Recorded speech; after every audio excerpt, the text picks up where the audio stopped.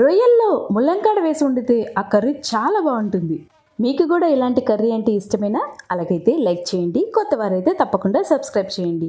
ముందు రొయ్యల్ని ఇలా పసుపు వేసి ఉడకబెట్టుకొని ముల్లంకాయల్ని ఇలా తీసుకొని పెట్టుకోవాలి.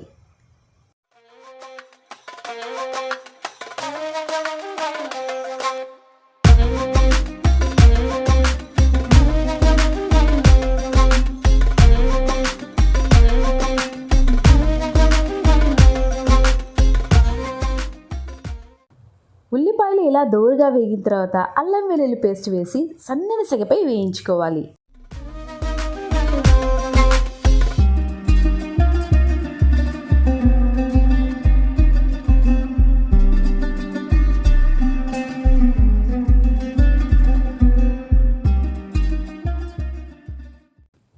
ఇలా వేయించుకున్న ఉల్లిపాయల్లో ఉడకబెట్టుకున్న రొయ్యలు అలాగే కట్ చేసి పెట్టుకున్న ముల్లంకాయలు వేసి ఒకసారి కలుపుకోవాలి. ఫ్రాన్స్తో చేసే మీకు నచ్చిన రెసిపీ కామెంట్ చేయండి.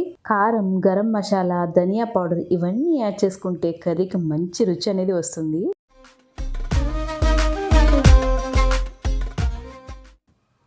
కర్రీ చక్కగా వేగి ఆయిల్ పైకి తేలినప్పుడు ఇలా వాటర్ యాడ్ చేసుకొని సిమ్లీలో కర్రీని ఉడకనివ్వాలి.